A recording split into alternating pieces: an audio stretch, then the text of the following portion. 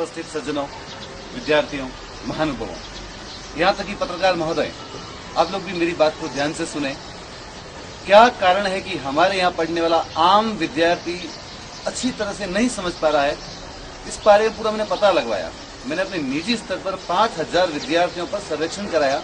पीपाड़, ओशिया, मथानिया, जोधपुर के आसपास के गांव और यहाँ तक कि जोधपुर शहर, 5000 बच्चों से जब सर्वेक्षण करवाने के बाद जब मैंने इस बात को तथ्य को जानना चाहा तो पता चला अधिकतर लोगों ने कहा कि वो अंग्रेजी के टेंस से इस काल को समझ ही नहीं पा रहे हैं। और अध्यापकों का भी मानना है कि जब तक वो काल को न समझ पाएंगे, टेंस को न जान पाएंगे, वो अंग्रेजी ग्रामर पर अपना आधिपत्य स्थापित नहीं कर पाएंगे। तो ये तो बात तो सच है, अब इसमें कोई दो राय नहीं, वो सभी लोग सच्चे थे। अब अध्यापकों ने पढ़ाने की चेष्टा की, लेकिन फिर भी विद्यार्थी समझ नहीं पाया। तो क्यों नहीं हम एक ऐसी विधि लाएं जिसमें विद्यार्थी को बिना टेंस के जाने, बिना टेंस का ज्ञान दिए, मैं जोर दे रहा हूं मेरी बात पर, कि ऐसे विद्यार्थी जिसको टेंस बिल्कुल नहीं आते हो और लेकिन सवाल करने की टेक्निक समझा दी जाए, तो क्या हमारा बच्चा मेरिट में नहीं आ सकता?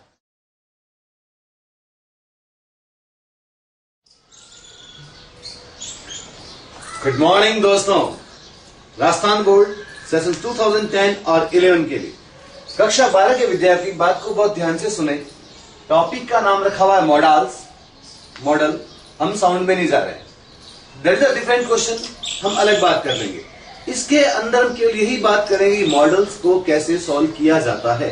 दिए गए प्रश्न के अंदर हेल्पिंग वर्ड, हिंट वर्ड और टू, दिए गए प्रश्न में से तीन चीजें, हेल्पिंग वर्ड, हिंट वर्ड और टू, इन तीनों को आप वहां से हटा दें।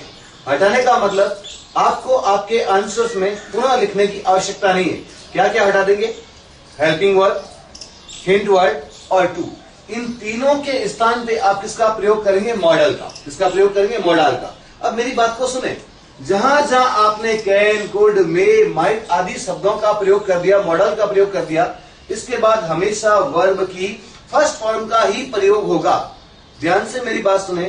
क्वेश्चन में तीन चीजें हैं, हेल्पिंग वर्ड, हिंट वर्ड और टू, इन तीनों को हटा दें। इसके स्थान पे क्या लिख दिया? मॉडल। और उसके बाद हमेशा क्या रहेगी? वर्ब की फर्स्ट फॉर्म। ये कतई जरूरी नहीं है कि आप अंक प्राप्त करने के लिए सारी चीजें रटें। रटना अलग चीज है, समझना अलग चीज है। मैं आपसे कहना चाहता हूं, ये सच है कि सामर्थ्य दिखाने के लिए, योग्यता दिखाने के लिए, मानसिक शक्ति दिखाने के लिए, मानसिक योग्यता दिखाने के लिए, शारीरिक क्षमता दिखाने के लिए वर्तमान में कैन का प्रयोग किया जाता है। इसी का पास्ट और कुड का प्रयोग करते हैं। निषेध आज्ञा के लिए मस्ट नॉट लिखा जाता है। आवश्यकता को दिखाने के लिए नेसेसरी के अंदर हम मस्ट का प्रयोग करते हैं। लेकिन ये इस तरह से याद करना इस समय कोई जरूरी नहीं है। आप मेरी स्पोकन की कैसेट्स देख लेना, उसमें इसका विस्तृत अध्ययन दे दिया गया है, कहां किसका प्रयोग करना चाहिए। अभी हम केवल ये बात कर रहे हैं नंबर कैसे लाएं, नंबर कैसे नहीं कटें। बोर्ड का पैटर्न फिक्स है, एक फिक्स रूप में पूछा जाएगा, वहां आप ये याद रखें। क्वेश्चन में क्या है? हेल्पिंग वर्ड, हिंट वर्ड और टू, इन तीनों को निकाल दें। उसके स्थान पे किसका प्रयोग कर दें? मॉडल का। उसके बाद क्या लगा दें? वर्ब की फर्स्ट फॉर्म।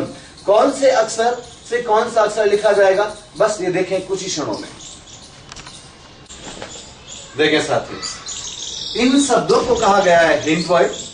इसके पहले लिखा होता है प्रेजेंट या पास्ट को दिखाने के लिए इज, आर, एम या वॉज वर्ड। जो काम निकालेंगे आपके लिए हेल्पिंग वर्ड का, तीन चीजें हटा देंगे, हेल्पिंग वर्ड, हिंट वर्ड और इसके साथ लिखा होता है टू। इन तीनों का पुनः प्रयोग करने की आवश्यकता नहीं है।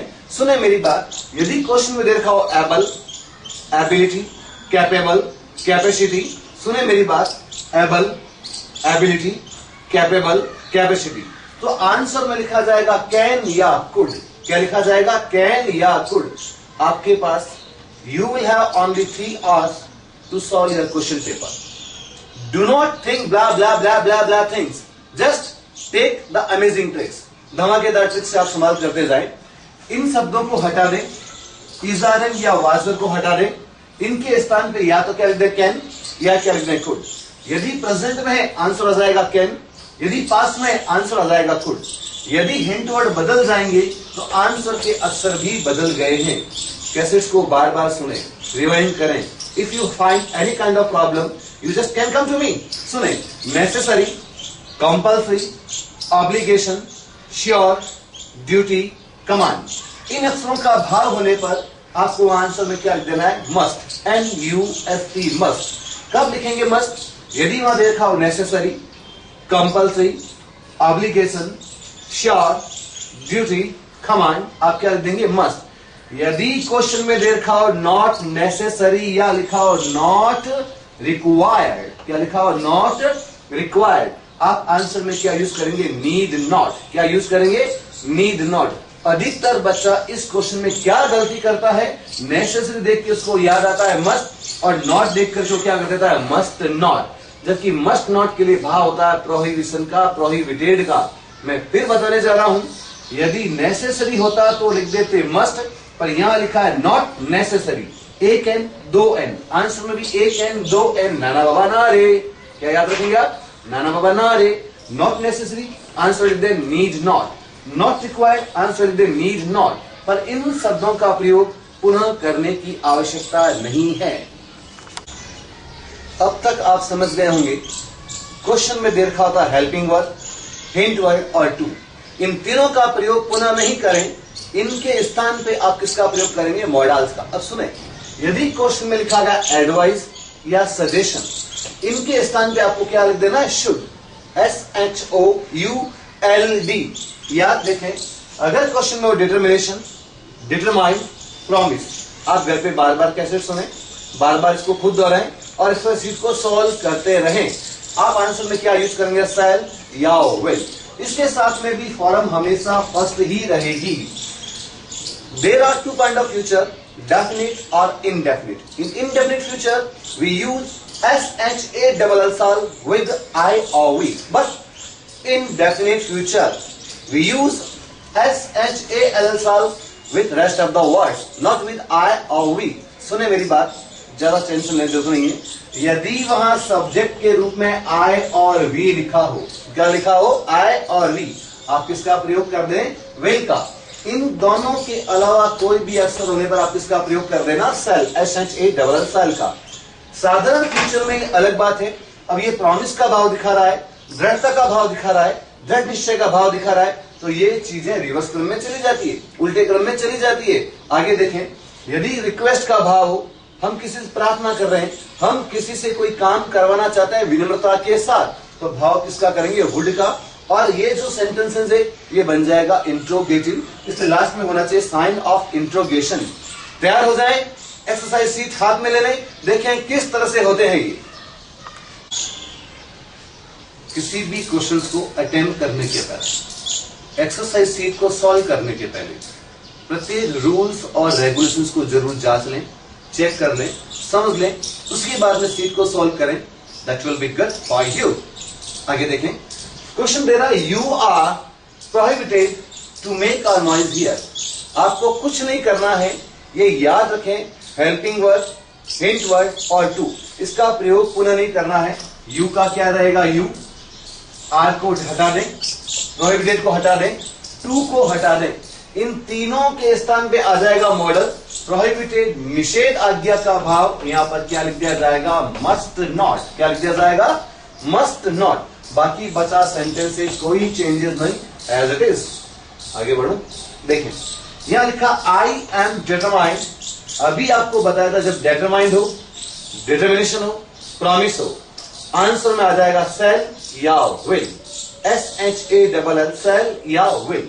आई का रहेगा आई, एम को हटा दे, हिंट वर्ड को हटा दे, टू को हटा दे, उत्तर में शैल या विल, लेकिन आई और वी के साथ क्या लिखा जाएगा? विल।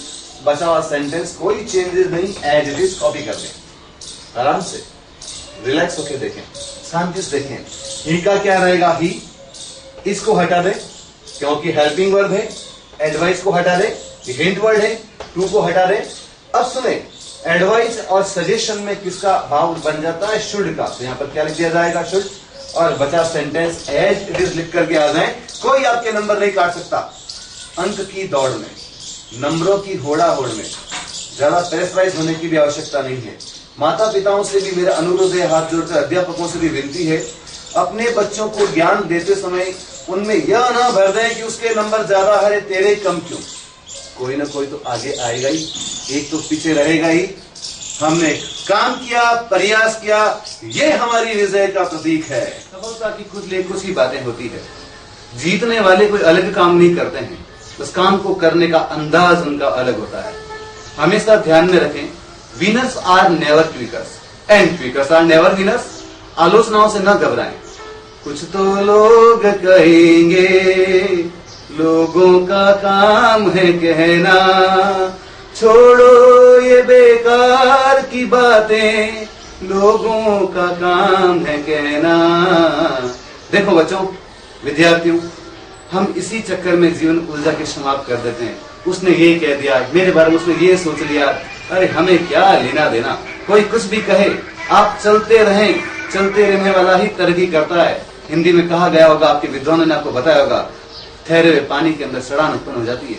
आप मत उलझे छोटी छोटी बातों के अंदर, उसने ऐसा कह दिया, मैं ऐसा कर दूंगा, वो कर दूंगा। आगे बढ़ें, सोच बड़ी रखें, विशाल रखें। Never criticise of anyone. अपने मुंह से किसी की आलोचना ना करें, क्योंकि हमारे जैसे लोग दुनिया में बहुत सारे हैं। हमने कोई बड़ा काम नहीं कर दिया है। आगे बढ़ते रहें, सोचते रहें। विकास के लिए एक सूत्र है, जीवन में याद रखें सारे बच्चों, सारे स्टूडेंट्स। मैं आपको कहना चाहता हूं, विद्वान लोगों, आपके सामने मैं झुक के अपनी बात प्रस्तुत कर रहा हूं, क्षमा चाहूंगा, आप अन्यथा ना लें। आगे बढ़ने के लिए सतत लगातार हैंडपंप का सूत्र याद रखें। जब तक बाल्टी भर न जाए, हैंडपंप चलाते रहें, चलाते रहें, चलाते रहें। एक व्यक्ति जिम जाना शुरू करता है, 2 दिन जाता है, लौट के आ जाता है, क्या फायदा। एक व्यक्ति महीने भर जाता है, कुछ तो आगे बढ़ा। एक लगातार जाता रहता है, डोले शोले बढ़ा देता है भाई। तो लगातार हेडपंप चलाते रहो जब तक कि तुम्हारी ज्ञान की बाल्टी पूरी भर न जाए। लेकिन फिर भी घमंड मत करो, शांत रहो, शालीन रहो। सभी सज्जन।